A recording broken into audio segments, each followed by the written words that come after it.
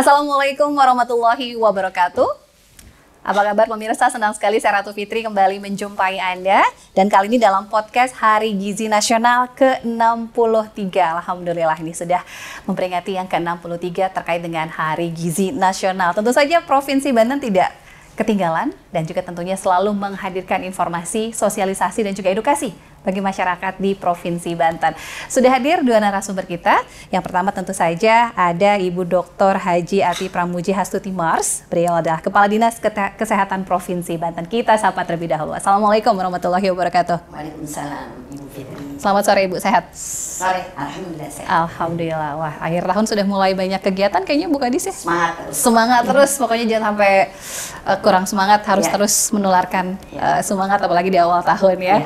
Baik, Bu Kadis juga didampingi oleh Ibu Tiara Lutfi SKM MKM RD. Wah, ini title-nya. Nah, ini Ketua DPD Persagi Banten. Kita sapa dulu. Assalamualaikum warahmatullahi wabarakatuh. Waalaikumsalam Bu Fitri, Bu Kadis. Assalamualaikum semua. Sehat ya Bu? Alhamdulillah. Alhamdulillah. Ini Ketua Persagi Persatuan Ahli Gizi Indonesia Banten. Ya. Nah ini luar biasa, kita akan bahas terkait dengan protein hewani cegah stunting. Nah ini memang yang sedang terus digenjot begitu ya dari pemerintah pusat terkait dengan penurunan angka stunting ya, termasuk di Provinsi Banten begitu ya Pak Bu Kadis ya. Dan siaran kita juga disiarkan di live Instagram dari akun Instagram Dinas Kesehatan Provinsi Banten ya Bu Kadis ya. Nah ini mungkin yang mau komen-komen boleh ya. Nanti kita coba akan baca dari adminnya nanti. Nah ini tentu saja menarik ya di usia ke-63 untuk peringatan Hari Gizi Nasional. Dengan tema ini secara nasional berarti temanya yang diangkat ya Bu ya. Seluruh Indonesia terkait dengan potensi protein hewani cegah stunting. Kenapa nih Bu kira-kira tema yang diangkat terkait protein hewani? Oke. Kalau kita berbicara gizi, berarti ada komposisi gizi yang harus dikonsumsi oleh setiap individu. Di mana kita kenal dengan istilah isi piringku. Dalam isi piringku ini kita bagi komposisi dari beberapa item yang diperlukan oleh tubuh. Sepertiga dari item tersebut adalah berupa sayuran, kemudian sepertiga adalah karbohidrat. Nah, kemudian yang sepertiganya lagi itu dibagi dua, yakni buah untuk seperenamnya, kemudian protein untuk seperenamnya. Nah, kalau sekarang ini kenapa kita angkat di antara komposisi isi piringku adalah terkait dengan protein, terutama pada hewan. Ini tentu kita kaitkan dengan kondisi ekonomi yang ada saat ini, baik ekonomi global maupun ekonomi di Indonesia dan termasuk khususnya di Banten sendiri. Bahwa jangan sampai dengan adanya kondisi ekonomi dan kondisi inflasi yang terjadi, ini akan mempengaruhi dari konsumsi masyarakat di lapangan, terutama akan protein hewani. Karena yang dimaksud dengan protein ini adalah dia yang akan memberikan tumbuh ke atas pada anak-anak. Karena kalau pada usia anak itu dari komposisi yang ada, itu yang paling utama untuk memberikan tumbuh kembang anak adalah protein. Terutama protein yang ada pada hewan, baik itu berupa daging ataupun berupa ikan. Dan kita tahu bahwa kondisi laut kita terutama di Banten ini kaya akan protein hewani, terutama pada ikan. Dan ikan ini luar biasa, kandungan omega 3-nya luar biasa untuk kecerdasan anak dan untuk tumbuh kembang anak. Seperti itu. Jadi memang untuk mengatasi stunting ini berarti harus mendapatkan gizi seimbang ya? Iya, betul. Bukan hanya dari sayur dan buah saja, tapi juga harus dilengkapi dengan pemberian nutrisi terkait dengan protein hewani tadi. Nah ini tentu saja tidak mesti yang harus tiap hari daging begitu ya Bu ya? Bagaimana komposisinya saja, dan juga tentu tadi disampaikan oleh Bu Kadis ya tadi ya, krisis ekonomi tentu saja ini mudah-mudahan bisa mendapatkan solusi ya. Seperti apa solusinya agar anak mendapatkan cukupan gizi tadi ya, terutama dari hewani tersebut. Nah ini terkait dengan stunting, pasti banyak masyarakat yang sudah tahu, sudah selalu mendengar begitu ya terkait dengan penanganan stunting. Nah apakah stunting tersebut ini bisa tentu saja dicegah begitu Ibu? Ya, jadi salah satu program prioritas nasional adalah bagaimana kita menurunkan prevalensi stunting baik di Indonesia maupun di seluruh daerah yang ada di Indonesia. Dan kebetulan hasil daripada SSGI tahun 2022, pengukuran yang dilakukan SSGI ini sudah keluar hari ini, keluar di tayangannya, yaitu alhamdulillah untuk Banten sendiri dari awalnya angka prevalensi di angka 24,5%, saat ini turun menjadi di angka 20,0%. Artinya ada penurunan prevalensi sebesar 4,5%. Dan kita sudah berada di atas lebih baik dari Indonesia atau nasional sendiri, karena di nasional sendiri angka daripada stunting prevalensi sebesar 21,6%. Nah, ini tentu hasil kolaborasi dari seluruh pihak yang ada, yang kita sebut dengan pentahelix, baik pemerintah, dunia usaha, swasta, kemudian peran media sendiri ini penting sekali, dan peran daripada institusi, di mana peran-peran ini kita kolaborasikan menjadi satu, dan akhirnya Banten mampu mencapai angka stunting di 20%. Namun demikian tentu ini masih menjadi PR buat kita, karena harapan daripada Bapak Presiden Jokowi tahun 2024 nanti Indonesia harus sudah mencapai di angka 14% untuk prevalensi stunting. Jadi kolaborasi yang dilakukan dibagi menjadi dua, yaitu intervensi spesifik dan intervensi sensitif. Di mana intervensi spesifik ini lebih pada yang dilakukan oleh Dinas Kesehatan dan seluruh jajaran organisasi profesinya. Karena dalam intervensi spesifik ini dilakukan dari 1000 hari pertama kehidupan. Jadi dari mulai remaja, siklus, sampai dengan balita itu sendiri. Nah, sedangkan intervensi sensitif ini dilakukan oleh berbagai pihak yang terkait. Karena di situ ada dari mulai faktor promotif, kemudian edukatif, yang tentu dilakukan oleh beberapa dinas-dinas terkait seperti Dinas Pendidikan. Kemudian kesiapan atau keberadaan daripada gizi atau bahan makanan itu sendiri, seperti Dinas Ketahanan Pangan, kemudian Dinas Pertanian, Dinas Kelautan, ini ikut berkolaborasi. Kemudian juga kaitannya dengan bagaimana kondisi lingkungan ini tetap bersih. Karena kalau kondisi lingkungan bersih akan mendukung si balita tidak mudah sakit. Karena kalau dia sakit, maka konsumsi apa yang dilakukannya tidak untuk tumbuh, tetapi untuk memperbaiki kondisi sakitnya. Oleh karenanya kita tetap dalam maintenance atau pencegahan itu harus menjaga kondisi lingkungan. PHBS begitu ya? Bagaimana rumahnya harus bersih, layak huni, karena memenuhi standar sehat. Begitu juga lingkungannya. Maka di situ peran daripada UPD terkait seperti Dinas Perkim ini hadir di sana. Begitu juga kaitannya dengan peran daripada PU terkait dengan ketersediaan air bersih. Jadi kalau berbicara stunting, ini bukan hanya berbicara ranahnya kesehatan, tetapi ranahnya semua pihak yang harus ikut bahu-membahu, bergotong royong, berkolaborasi. Itulah makanya kita kenal dengan yang disebut dengan Banten Asik. Banten atasi stunting dengan kolaborasi. Wah, luar biasa. Banten Asik ini gampang sekali diingat, namun tadi maknanya luar biasa. Setuju dengan Bu Kadis bahwa memang penanganan stunting ini bukan hanya dari kesehatan saja, dalam hal ini Dinas Kesehatan, tapi melibatkan seluruh lapisan, baik itu dari lingkup OPD maupun juga masyarakat. Leading sektornya tetap di Dinas Kesehatan begitu ya, Bu Kadis ya? Sekarang sudah ganti. Leading sektor sekarang itu ada di BKKBN. Dalam hal ini OPD yang terkait adalah DP 3A KKB, karena kaitan dengan BKKBN itu adalah ada di KB. Ada keluarga berencana, perlindungan anak dan juga perempuan. Nah, ini namun karena ini sudah melekat di masyarakat bahwa ini ranahnya kesehatan, memang dan di antara hal tersebut memang biasa yang turun banyak kesehatan. Tapi sekarang ini diperlukan untuk bisa mempercepat stunting di angka 14, diperlukan kolaborasi. Karena kalau kita intervensi spesifik aja, ini hanya memberikan keberhasilan sekitar 30%. Tetapi kalau kita kolaborasi dengan intervensi sensitif, justru sensitif inilah yang mencapai keberhasilan di angka 70%. Kalau digabungkan, ini akan menjadi luar biasa. Betul ya, ini kolaborasi tentu saja. Mudah-mudahan kita dorong dan optimis ya, angka 14% ini bisa tercapai begitu Bu Kadis. Saya izin ke Bu Tiara terlebih dahulu Bu Kadis. Nah, ini nutrisionis, Ketua DPD Persagia, Persatuan Ahli Gizi Banten. Nah, ini terkait dengan tadi sudah disinggung sedikit Bu Tiara. Ternyata protein hewani ini juga punya pengaruh yang tinggi sekali ya untuk penanganan stunting. Tadi bisa didapatkan dari protein, baik itu dari ikan maupun juga daging tentu saja. Nah ini mungkin boleh dispesifikkan lagi nih Bu Tiara, terkait makanan apa saja sih yang bisa menekan agar anak itu tidak terkena stunting, Bu? Oke, baik, terima kasih Mbak Fitri, mohon izin Bu Kadis. Ya, kita kalau untuk stunting tadi sudah dijelaskan oleh Bu Kadis bahwa stunting itu memang baiknya dicegah ya Bu ya.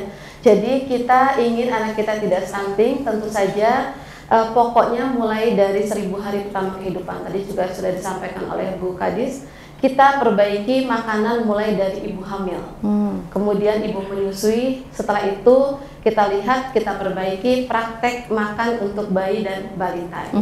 Kemudian makanan apa yang terbaik? Tentunya makanan gizi seimbang, ya seimbang antara makro dan mikronutrien, yang beragam, bergizi, seimbang, karena semakin beraneka ragam makanan yang kita makan, beraneka ragam pula zat gizi yang masuk ke dalam tubuh. Nah, bicara dalam hal ini sesuai dengan tema Hari Gizi Nasional yang ke-63 pada saat ini adalah protein hewani untuk mencegah stunting, ya, karena berdasarkan dari survei masih belum 100% ya kecukupan asupan protein hewani itu cukup dimakan untuk anak balita kita dan juga kepada ibu hamil. Untuk itu penting rasanya peranan protein untuk membentuk sel-sel tubuh, dan dalam hal ini kita fokuskan kepada hewani karena memang protein hewani itu memiliki nilai biologi yang lebih tinggi ya, jadi mudah diserap. Jadi makanan apa yang tepat untuk anak maupun ibu hamil yang tadi gizi seimbang. Nah tentunya seimbangnya itu akan berbeda kebutuhan dewasa, kebutuhan anak balita. Kayak contoh untuk kebutuhan protein, kalau kita lihat dari per gram ya, per kilogram kebutuhan per gram dari berat badan, kebutuhan balita itu lebih banyak proteinnya jika dilihat dari berat badannya ya. Kalau untuk orang dewasa kebutuhan proteinnya 1 gram per kilogram berat badan, tetapi kalau untuk anak balita itu bisa 1 sampai 3 gram per kilogram berat badan per hari, seperti itu. Jadi lebih banyak ya dibutuhkan protein justru di usia-usia balita, begitu ya Bu Tiara ya. Jadi ketika mulai mengenal makanan pendamping ASI, maka kenalkan juga dengan makanan sumber protein hewani. Jadi saya pikir tuh baru MPASI itu buah-buahan dulu aja.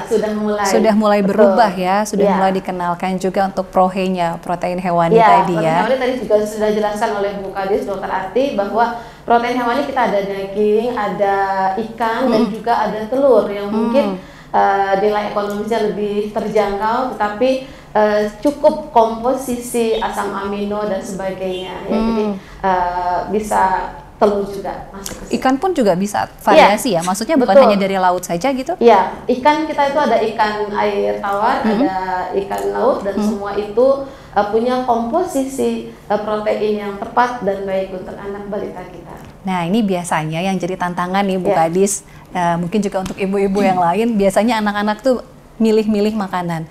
Bagaimana orang tua bisa mengkreasikan olahan makanan, jadi anak itu bisa lebih variasi, apalagi tadi ya, ada tips nggak sih Bu Tiara agar cara mengolah makanan tuh anak tertarik dan nggak milih-milih gitu?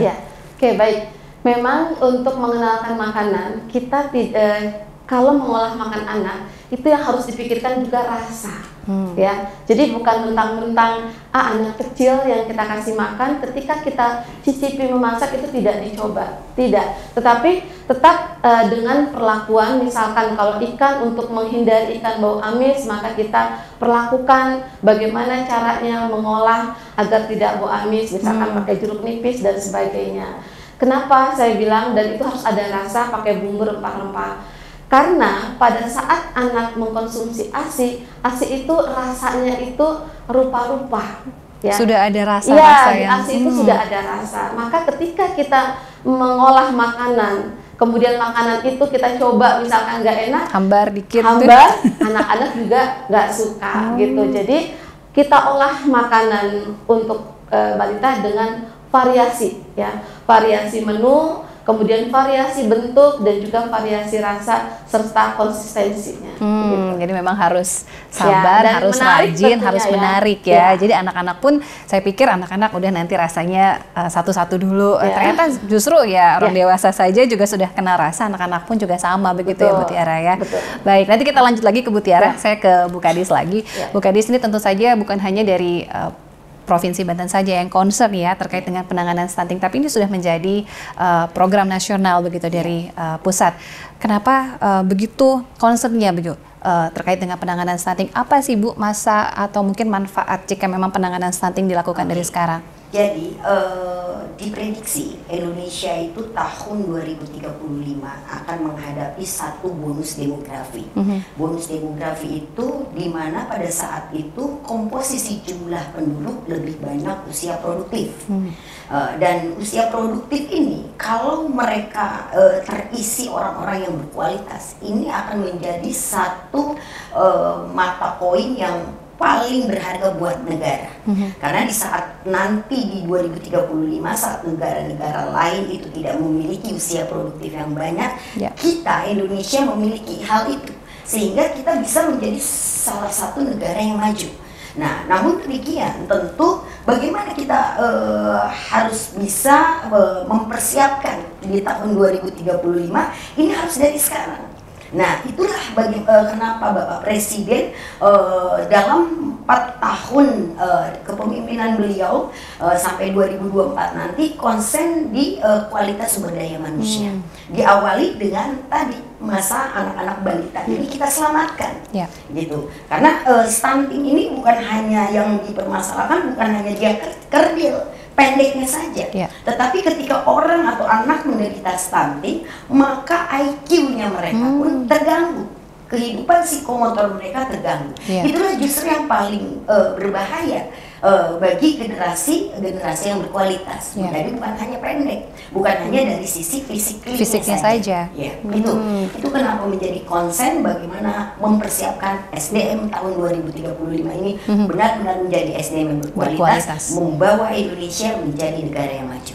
Makanya sekarang tagline Indonesia adalah menuju Indonesia maju. Indonesia maju. Nah, tentu saja harus didukung dengan SDM yang berkualitas, menyambut dengan bonus demografi. Jadi sudah dipersiapkan dari sekarang, tentu saja dengan berbagai program ya dari pemerintah. Dan ini tinggal bagaimana masyarakat juga bisa menyambut bola tersebut, kemudian juga ikut turut serta membantu begitu ya. Wajib ya. Mewujudkan. Sekarang ini kita yang memfasilitasi, tapi masyarakat harus turut serta berkontribusi, di mana mereka harus diberdayakan seberdaya-berdayanya, mereka satu sama lain saling bahu-membahu mencapai hal tersebut. Betul. Dan termasuk juga dukungan dari keluarga begitu ya. Bagaimana seorang ibu atau ibu hamil mendapatkan dukungan dari lingkup terkecil, suami misalnya. Ini juga tentunya punya pengaruh yang besar ya Bu Kadis. Betul. Makanya kita kenal bahwa saat ini semua program kesehatan berawal dari keluarga sehat. Jadi menukik pada keluarga. Jadi dengan keluarga sehat, otomatis lingkup RT sehat, RW sehat, kelurahan sehat, camat sehat, kota sehat, provinsi sehat, dan Indonesia sehat. Alhamdulillah, ini bisa terus ya. Nah, ini terkait dengan penanganan stunting, kemudian mencegah stunting. Nah, ini mungkin ada nggak Bu yang beranggapan ini faktor genetik, apakah masih bisa diperbaiki dengan pemberian protein dan juga nutrisi yang seimbang tadi? Untuk stunting dengan genetik itu berbeda. Misalkan ibunya pendek, bapaknya pendek. Apakah bisa anak tinggi? Bisa. Meskipun ada genetik pendek, anak bisa tinggi. Kenapa? Bergantung pada makanan yang dimakan si anak dari mulai tadi ibu hamil tadi. Kalau itu baik dari mulai kehamilan si ibu sampai dengan anak dilahirkan dan balita itu, anak bisa tumbuh lebih tinggi. Jadi genetik memang ada faktor mempengaruhi, tapi saat ini genetik dapat dikalahkan dengan pola konsumsi makan yang baik. Betul ya, jadi tidak ada lagi stigma tadi ya. Nah, bagaimana untuk pola pikir atau mungkin pola hidup atau mindset ya dari masyarakat yang beranggapan bahwa nutrisi seimbang, gizi seimbang itu harus yang tadi ya, makanan-makanan mahal. Kemudian bagaimana pemerintah hadir untuk juga bisa mengakomodir kebutuhan? Apakah memang ada layanan yang langsung diberikan kepada masyarakat terkait dengan penanganan stunting begitu Bu Kadis? Banyak. Jadi layanan ini kan kita bagi tadi dengan layanan dalam intervensi spesifik dan intervensi sensitif. Kalau kita berbicara intervensi spesifik, layanan itu kan dari mulai remaja. Remaja kita berikan tablet tambah darah karena bagaimana anak remaja putri ini sehat. Kenapa remaja putri yang kita concern? Karena dia akan hamil nantinya setelah dia menikah dia hamil. Maka untuk dia mempersiapkan agar saat hamil nanti dia dalam kondisi sehat, maka dia harus terbebas dari anemia. Karena salah satu faktor yang memperberat stunting itu adalah anemia.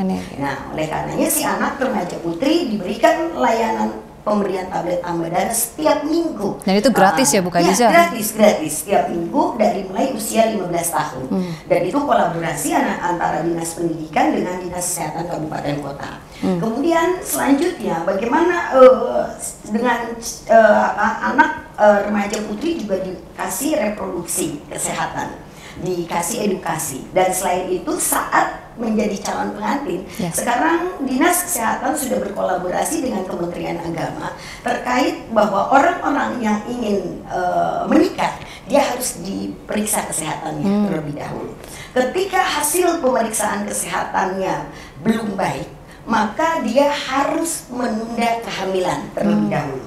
Bukan menunda pernikahannya, tapi menunda kehamilannya. Sampai siap begitu. Sampai dia dinyatakan sembuh dan sehat dan siap untuk hamil.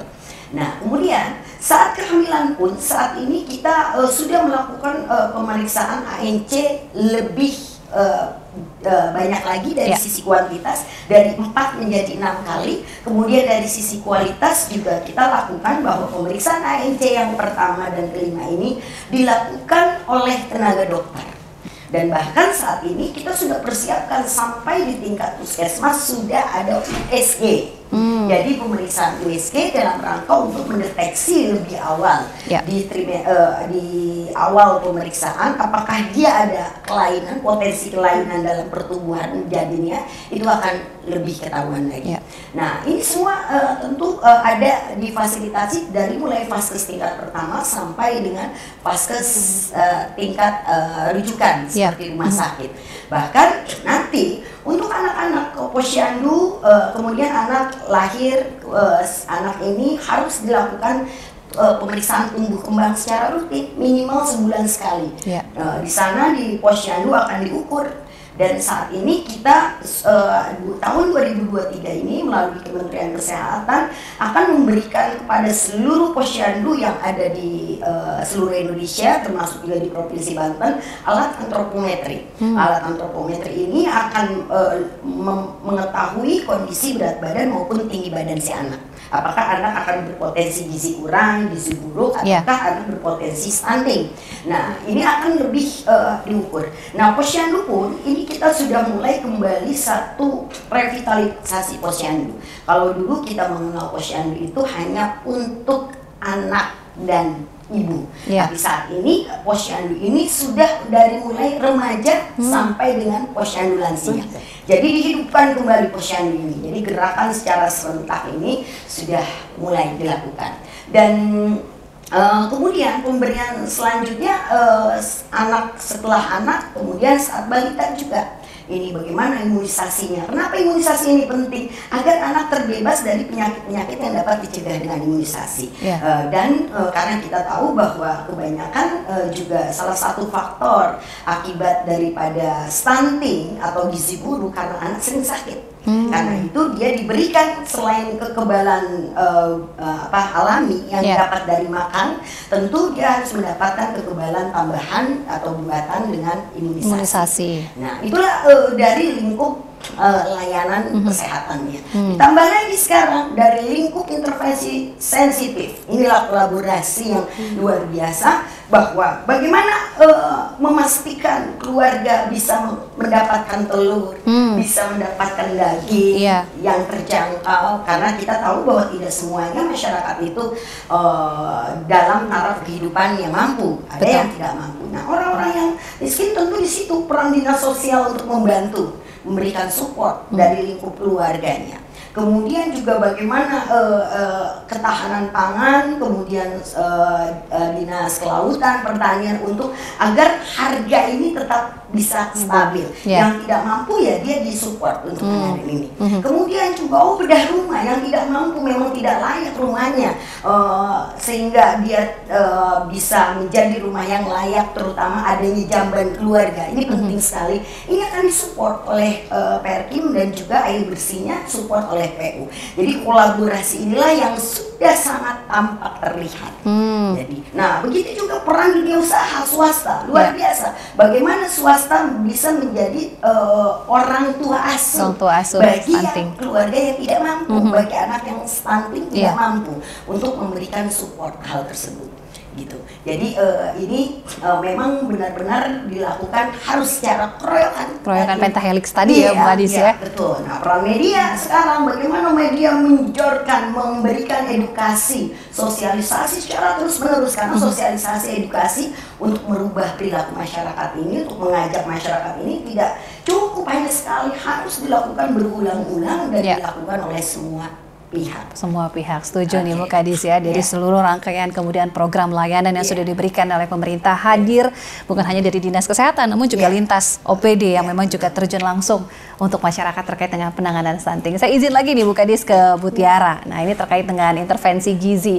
Ini seperti apa sih Bu terkait dengan intervensi gizi, bagaimana anak mungkin bisa terhindar dari stunting? Tadi kan sudah ada makanan yang beragam, jangan lupa rasa juga, kemudian bagaimana tampilannya juga agar anak juga tertarik begitu. Apalagi sih Bu intervensi gizi yang mungkin bisa diberikan? Baik, terima kasih. Intervensi gizi sebenarnya tadi sudah banyak juga disampaikan oleh Bu Kadis. Intervensi gizi yang harus kita lakukan dalam rangka mencegah atau percepatan stunting adalah diawali tadi dari remaja. Tadi sudah disampaikan oleh Bu Kadis. Persiapannya. Ada yang namanya aksi bergizi. Aksi bergizi. Jadi aksi bergizi itu adalah peningkatan gizi remaja melalui pemberian tablet tambah darah dan juga edukasi tentang makanan dan sarapan bersama di sekolah. Ya, dan itu Provinsi Banten sudah dilakukan oleh timnya Dr. Atia, teman-teman di kesehatan. Kemudian selain itu tadi untuk catinnya, intervensi di catinnya ada kursus catin dikasih edukasi bagaimana menyiapkan nanti gizi di keluarga. Ya, jadi membentuk keluarga sadar gizi gitu. Kemudian setelah itu intervensi gizi di ibu hamil. Di ibu hamil kita harapkan ibu hamil itu diukur untuk status gizinya melalui pengukuran lila, lengkar ringan atas ya. Kalau memang kurang energi kronis, maka nanti akan diberikan makanan tambahan, dan itu sudah dilakukan juga oleh Dinas Kesehatan, dan juga ada bantuan beberapa mungkin dari CSR atau yang lainnya.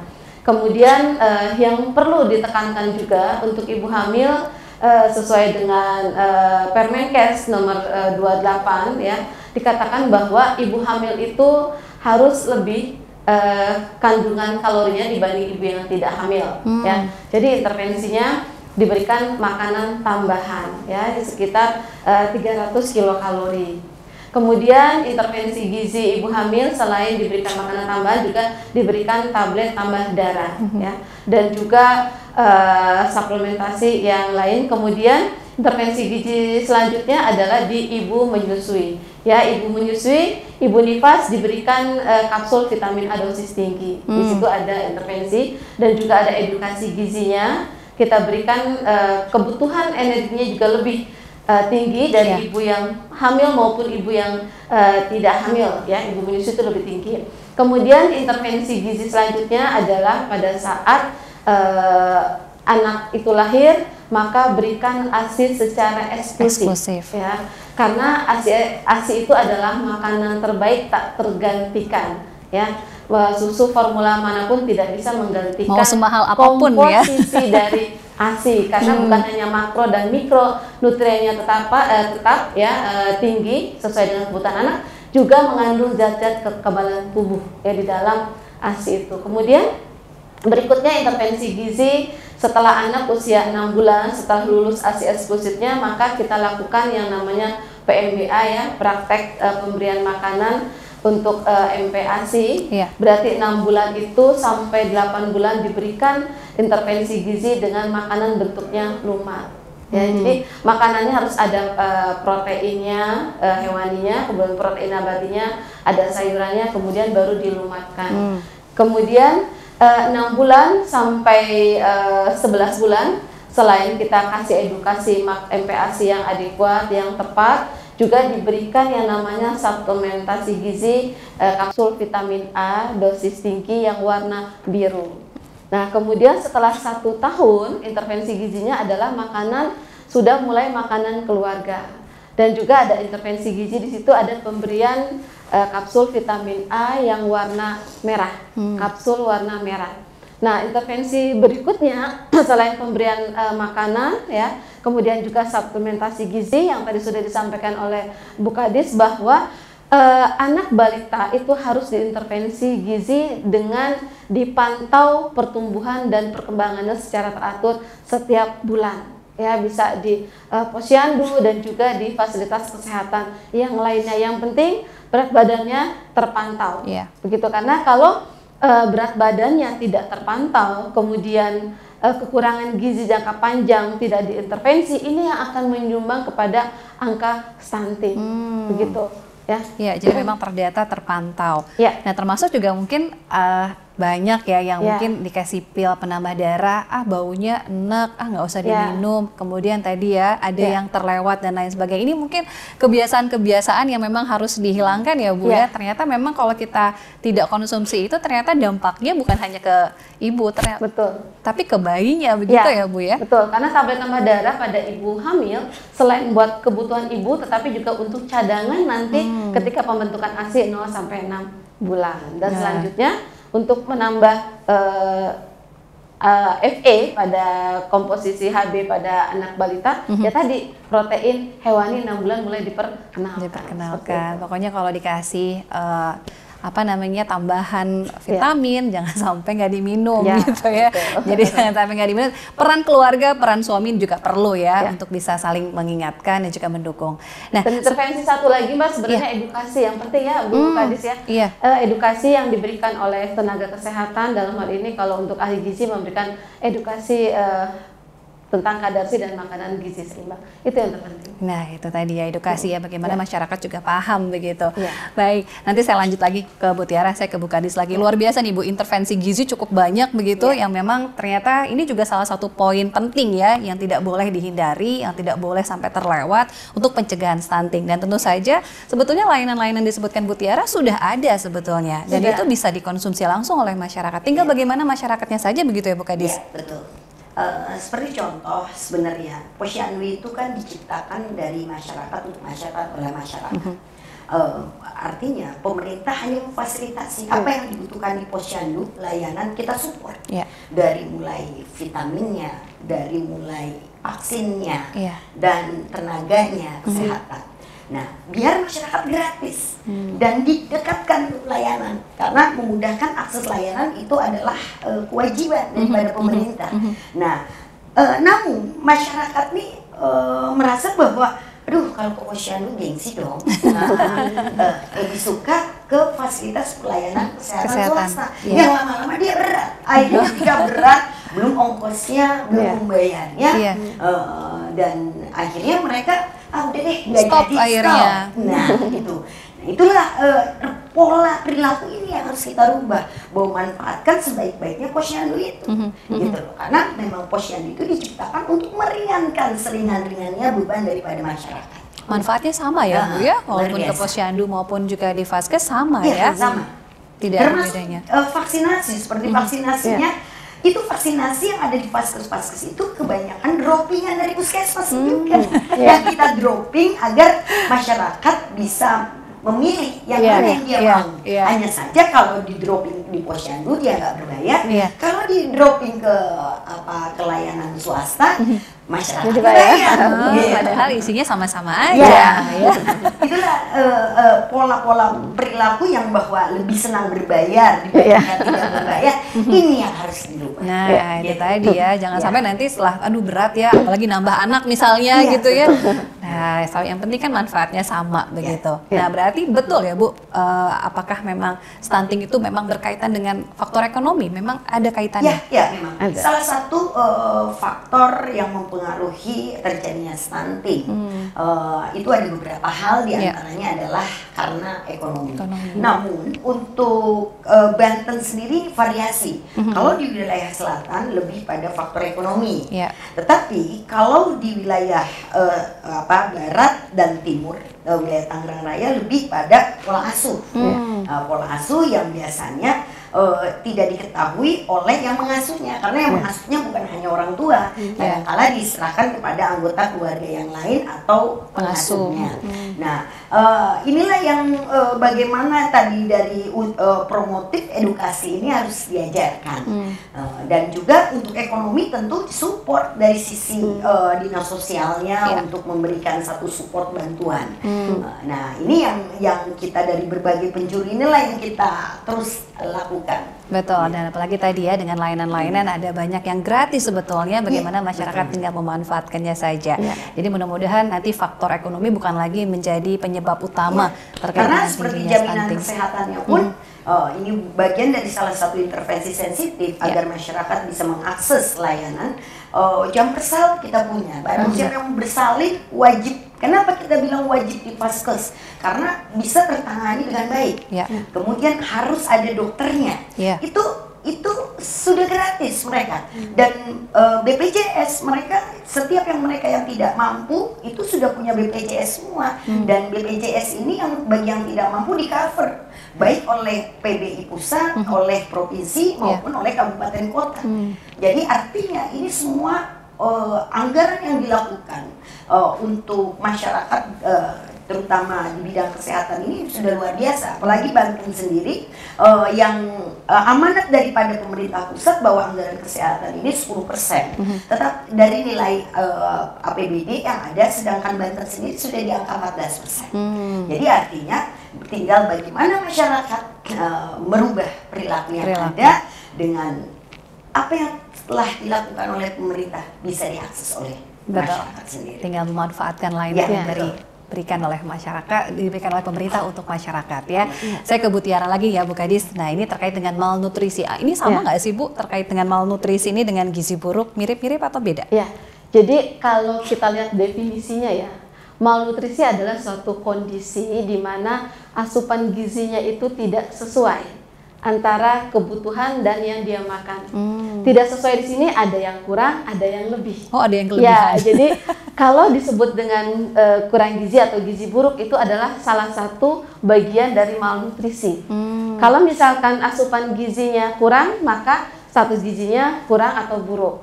Kalau asupan gizinya lebih banyak yang dimakan dibanding yang dikeluarkan, kelebihan begitu ya, maka jadinya overweight atau obesitas. Nah, itu semua masuk ke dalam kelompok malnutrisi. Sama gitu.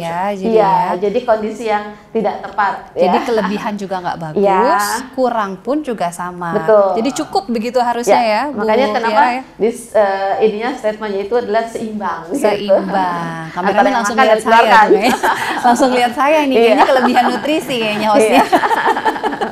Pokoknya yang kelebihan itu pokoknya nggak bagus ya Bu ya. Gimana caranya? Tapi Bu, gimana sih, kan mungkin orang tua awam ya. Ini saya nggak tahu nih ngukurnya gimana. Apa saya harus konsul atau seperti apa? Mungkin yang lebih umumnya seperti apa sih Bu agar kita tahu anak itu cukup begitu? Betul. Itu yang disampaikan oleh Bu Kadis. Untuk mengukur asupan anak kita cukup atau tidak adalah ditimbang secara rutin setiap bulan di posyandu. Setiap bulan itu harus naik nggak Bu? Iya, jadi kita ada namanya alat untuk ukur pemantauan pertumbuhan yang namanya buku KIA. Di mana di dalam buku KIA ada KMS. Di dalam KMS itu ada kurva pemantauan pertumbuhan. Kalau bulan ini timbangannya berapa, bulan depan berapa, dan posisinya itu kurang atau tidak di dalam kurva pemantauan pertumbuhan itu terlihat. Tinggi badan juga termasuk nanti ada garisnya gitu. Kalau yang memotong garis atau lebih rendah, nah itu berarti asupan gizinya kurang.